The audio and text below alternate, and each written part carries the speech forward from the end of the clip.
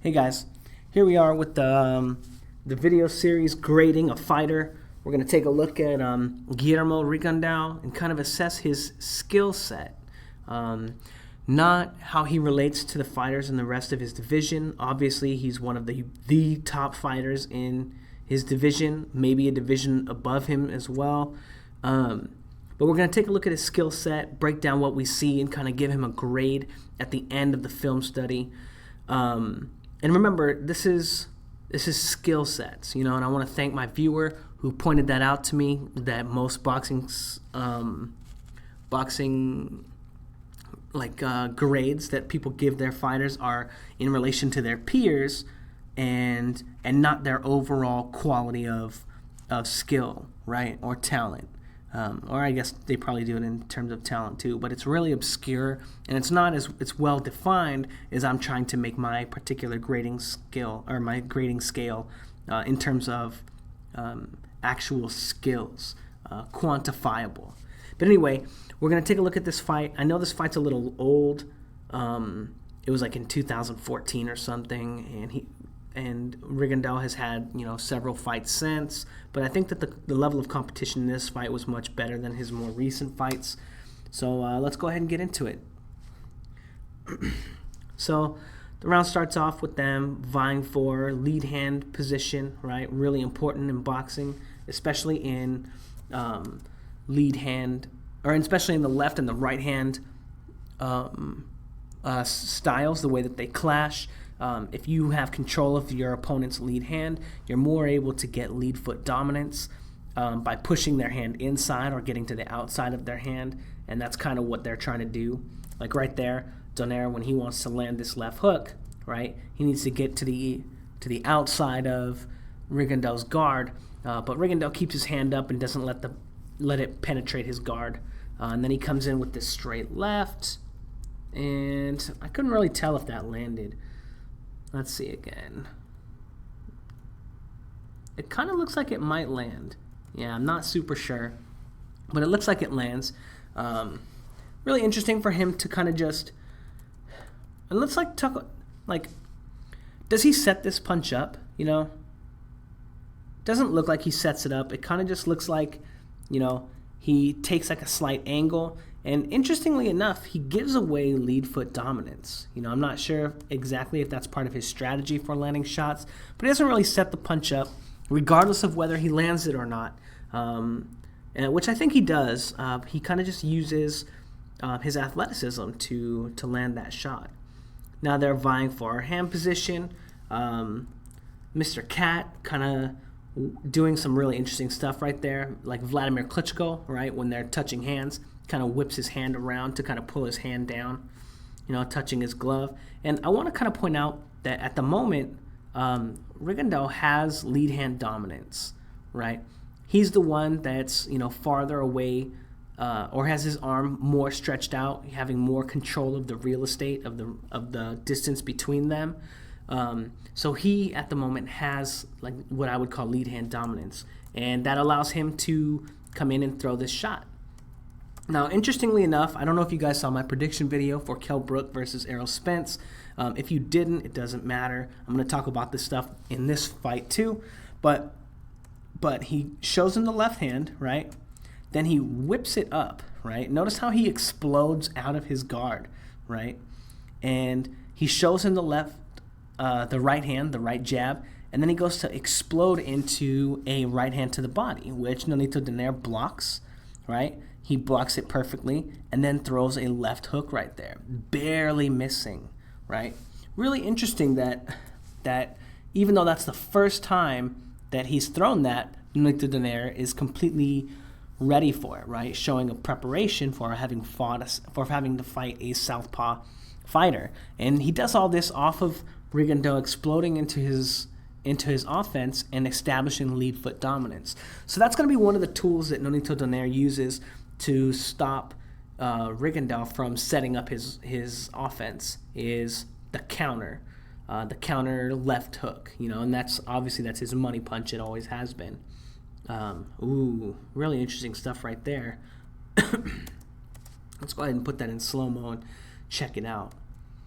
So after he misses that counter, Nonito Donaire kind of rolls under, takes lead foot dominance, and shows him like a right uppercut. And look at that. Look at how smart that is. Right after the uppercut, he rolls the left hand from Rigondeaux and catches him with the left hook kind of on the top of the head. I'm not sure if Rigondeaux lands his straight left, but we'll take a look again too and kind of look for that. Ooh.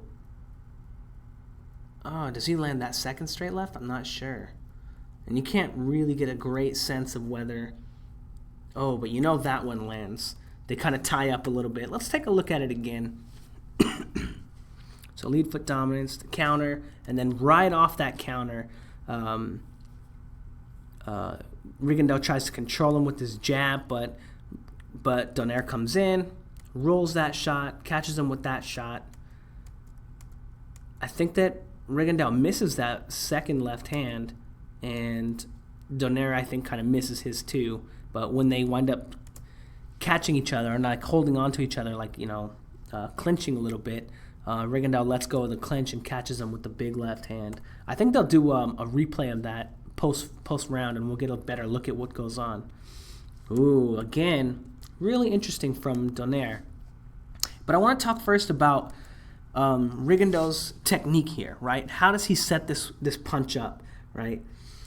And that's one of the grading criteria for my grading scale for becoming a B-level fighter, is how you set your offense up. So the last time that Rigondeaux came in for lead foot dominance, he flashed a jab, and then immediately off that flashed jab took lead foot dominance and threw a straight left to the body. And I apologize if I go from straight right to straight left. Sometimes when I'm doing these videos, I don't call the right hand. Someone in the comments section of one of my other videos called me an idiot for that. Yeah, I'm an idiot, whatever. Anyway, touches gloves. Nonito Donaire touches gloves with him. Goes to touch gloves again. Touches gloves. Shows it a little bit higher this time. Touches gloves again. And Guillermo Rigondeaux's glove is farther away from him.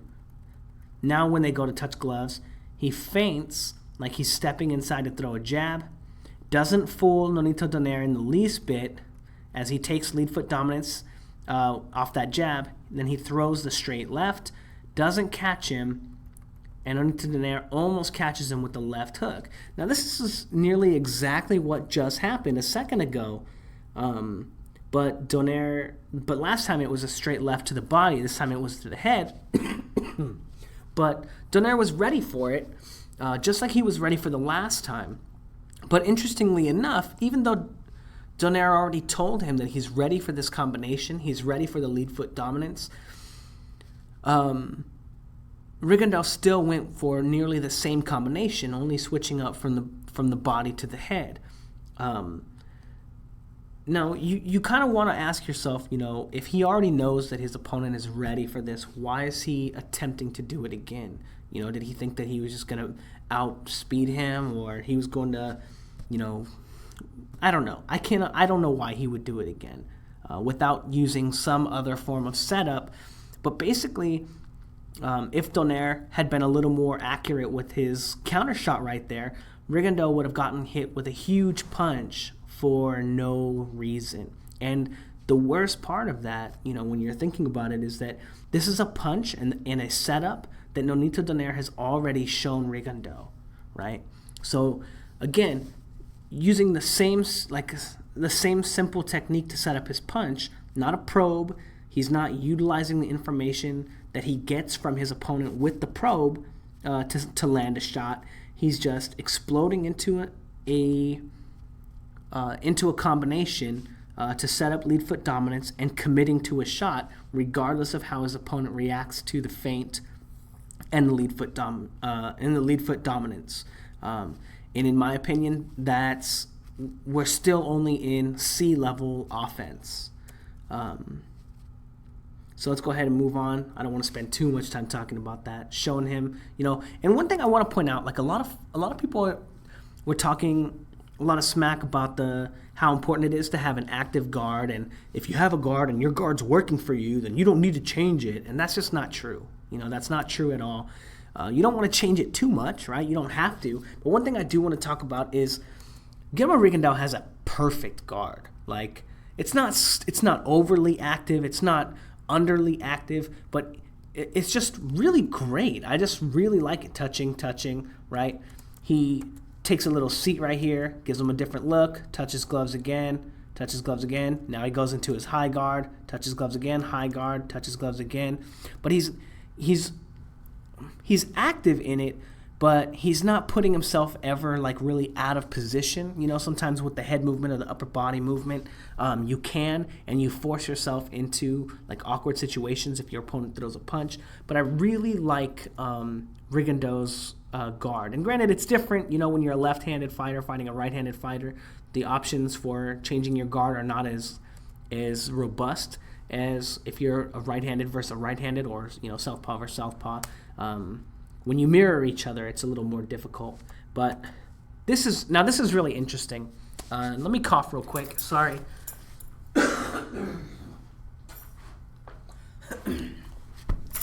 So back to the fight. Shows him the jab, right? And this is really interesting. Okay, so he shows it to him, and he winds up landing a body shot. And first, let's kind of dissect the body shot first, right? I can't really tell if it's landing and it's scraping down his leg, right? Because it looks like it's clean right here, right? But then once it moves here, it's on his leg, and that's where it kind of looks like all the contact is. I'm not sure. I don't know if that's just where the follow-through was, right? But, man, it's so hard to quantify. I don't know. But let's not talk about that then, because whatever. But what I do want to talk about is, let's get this in slow-mo so I don't miss my beat. So touching gloves,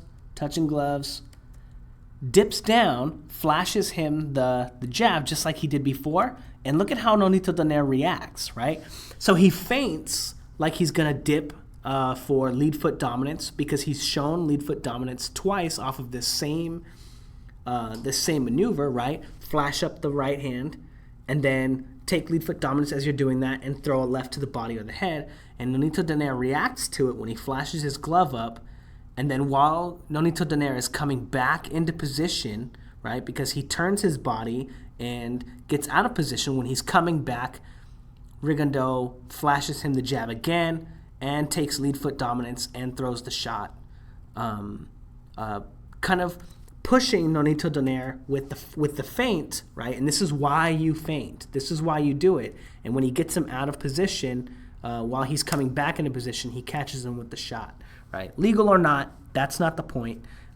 It's his setup for the shot, right? Taking the information that he learned from Nonito Donaire last time he set this combination up, and formulating a new game plan, right?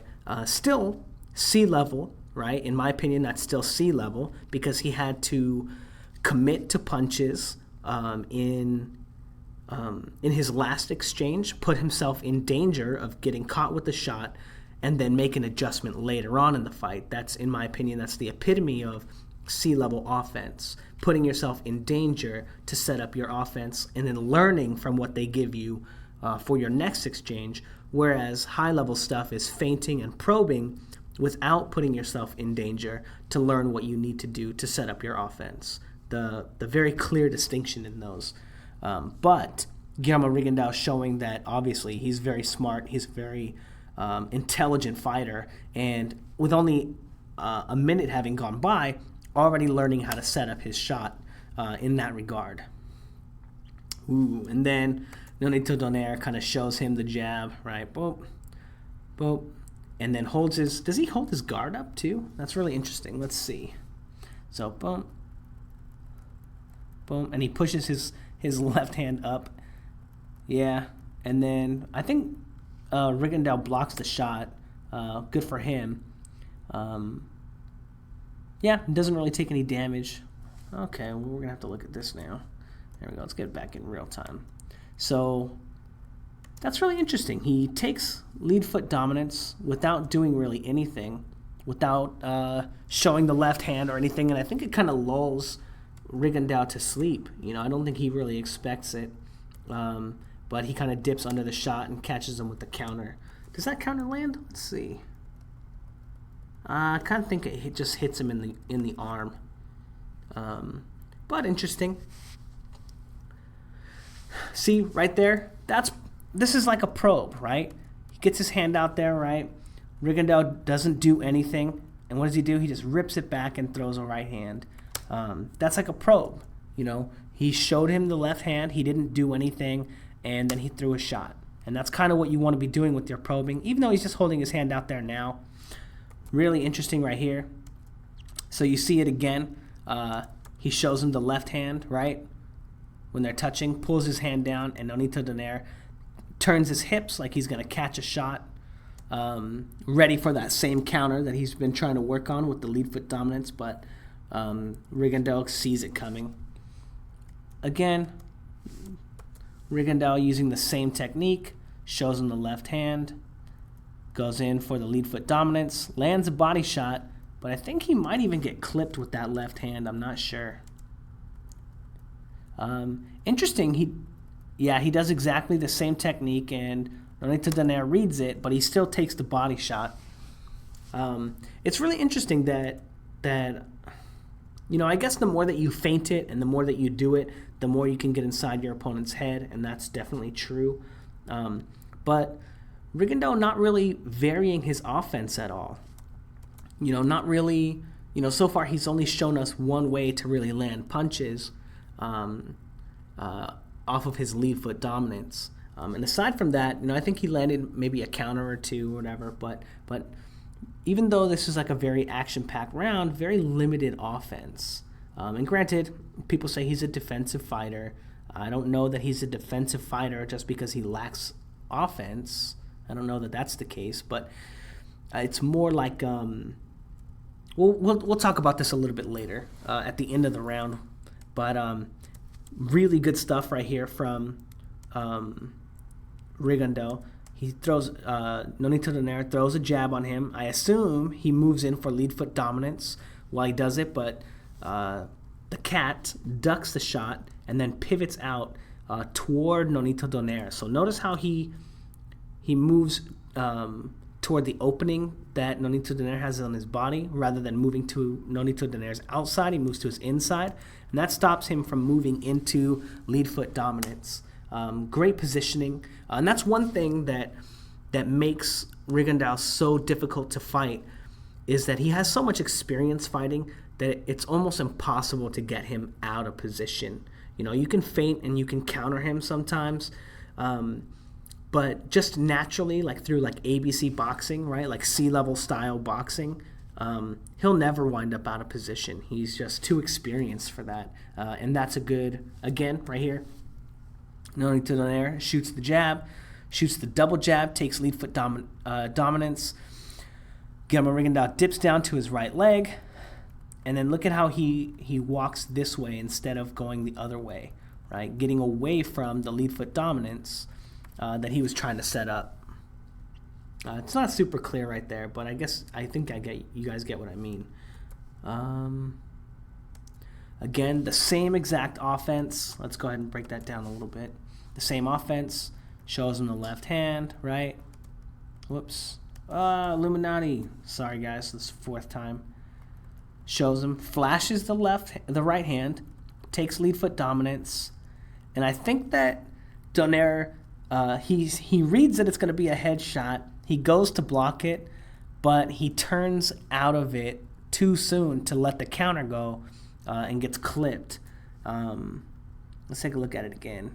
Yeah, he starts turning into the punch that he's throwing too soon, and he catches Rigondeaux right on the top of the head. You know, again, Rigondeaux, even though he lands that shot, he does land the shot, showing that the ways that he's going about landing his offense seem very limited at the moment. Now, this is really interesting, though. It doesn't land, but he allows Donaire to take lead foot dominance, and as soon as Donaire gets lead foot dominance, slowly, he throws that hook, right, and then throws the right hand. And I think what he was hoping is that throwing the hook would only get Donaire to turn away from the hook and bring his guard up, and then he could launch the straight left. I might have called it a straight right again. I'm so sorry, guys. But get him to turn away from the hook, and that would turn him into the straight left hand. But it doesn't work. But the interesting part of that is that's immediately off of Donaire establishing lead foot dominance. So as soon as he gets Rigondeaux out of position, right, because if you have superior position to your opponent has inferior position, so you're out of position. So as soon as he does that, Rigondeaux lets that little combination go, his way of dealing with lead foot dominance. But the interesting thing is how Rigondeaux reacts after. He doesn't, he kind of pulls back a little bit. He was open for a counter. He doesn't control Donaire, but Donaire does move out of the way, but he also doesn't show any attempt at controlling him after missing this wild combination. And then, right after I say that, I think he shows him the jab right there. Donaire, again, takes lead foot dominance, and as soon as he throws lead foot dominance, Rigondeaux launches a straight left at him. And I think it kind of clips him, and I think Donaire misses his counter. But again, Rigondeaux showing that he has great timing and great fundamentals, really not allowing Donaire to effectively utilize that lead foot dominance because he attacks him first. Again, this is the little spin move that I was talking about. Donaire gets lead foot dominance after throwing a punch, and Rigondeaux dips down and then steps way out into the empty space, right? So notice how he can't move to his right, and get away from the shots because his foot is kind of caught. So he moves into the empty space as Donaire moves forward, and he's able to get out of that poor position. Again, great ring generalship, a great understanding of positioning. It doesn't really get any better for positioning than Guillermo Rigondeaux. Now, this is really interesting. I wonder what prompted him to kind of lead with that left hook. I think he gets countered. I think he actually gives away lead foot dominance here in favor of throwing that left hook, even though he gets countered with the right hook, and then even though he gets countered with the left hook from Donaire. And then I think he might even eat a straight right from Donaire too, but the camera angle right there is not super great, so we're not going to spend a lot of time breaking it down because we can't see their feet. And this is interesting too, hand fighting.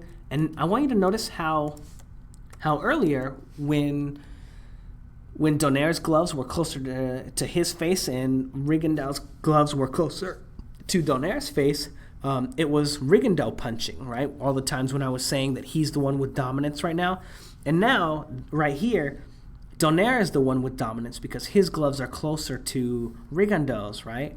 So he's pawing again. His glove is closer. But even though, Rigondeaux knows it too. So you notice how he dips down after that, after he touches his glove to get away from a possible left hand or right hand.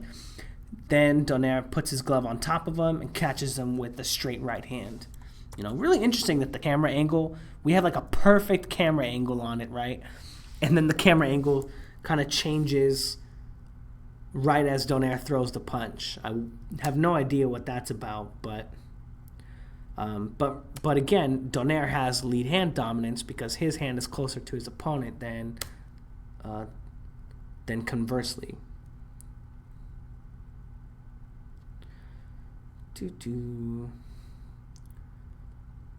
Moving forward, plodding forward.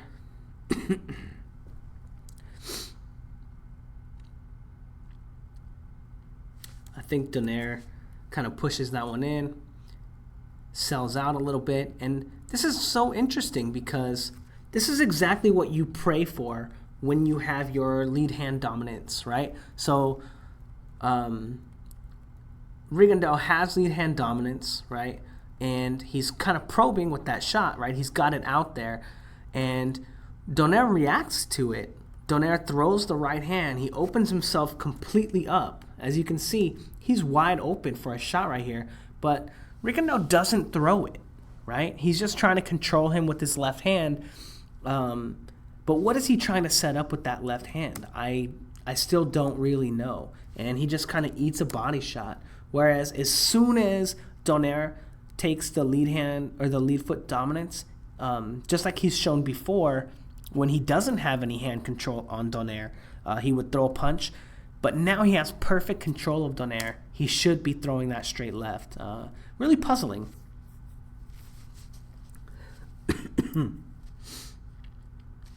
There we go. That was pretty good. Oh yeah, remember earlier when I was saying I think he gives up lead foot dominance in order to throw that left hook?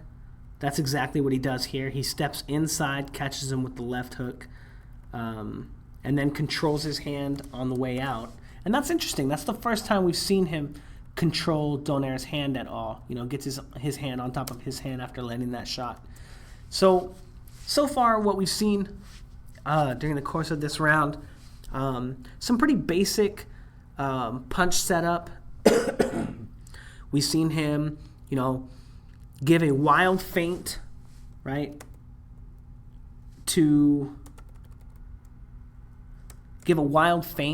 Not really looking at what his opponent's going to give him, but giving him a wild feint and then throwing a body shot and almost getting countered. Then just a few seconds later, right? Wild feint, lead foot position, almost gets countered with another shot. Not really setting his punches up though, right? Showing a susceptibleness to being countered, right? But also showing that he can learn from that. Where is that? Right here. That he can learn from that and set up shots off of that with the probe or with the feint, right? Feints him and then does the same move after he gets him out of position. Showing that, he's got great tools. He's fast. He hits pretty hard. He's got decent power. He has fantastic technique, ring generalship. He's almost never out of position, and the times that he is out of position, he knows how to get back into position. But he's not probing very much. He's not setting his punches up super well. He's relying on his opponent making a mistake rather than what great fighters do, right? And there's that quote, good fighters capitalize on your mistakes. Great fighters make you make mistakes, right? And this is a small instance right here. This is a small instance of making your opponent make a mistake, right? That's something great fighters do. And I think that the next time that he throws this combination, that same thing, I don't remember where it is exactly. Oh, is it this one right here? No. I don't know where it is. Yeah, it's this one right here where he catches him with that shot. He doesn't make Nonito Donaire make a mistake. Nonito Donaire makes a mistake on his own, right? And Rigondeaux capitalizes on it, right? Because he's not catching the shot like he's supposed to, like he's trained to, like he obviously worked really hard in the gym to perfect this little technique. But Guillermo Rigondeaux not really setting that shot up. He happens to land that shot because Nonito Donaire makes a mistake and starts punching before he catches his opponent's punch. So for the most part, it looks like Guillermo Rigondeaux is using, very high level but C-level offensive skills, and hasn't really shown a lot of great defensive skills, in spite of or aside from not being out of position, right? I guess you don't really have to actually have the greatest defense if your opponent's never in the superior position to hit you anyway. And that's like a lot of what boxing is about. having superior position so that you can land free punches. Nobody wants to trade with their opponent. You want to set your opponent up to be in a poor position to not only defend themselves, but to offend you. And so far, the only time that Rigondeaux has really been out of position has been when he's been punching. And so far, he hasn't really been getting caught with those punches regardless, but he's doing a great job of using the very high-level, C-level skills that he has. So far, fantastic job from Rigondeaux. Pretty decent job from Nonito Donaire. It was a great round to watch live. But so far, basically just C-level skills so far. If you guys think any differently, let me know in the comments. Like, comment, and subscribe, and let me know what you think. Thank you very much. Bye.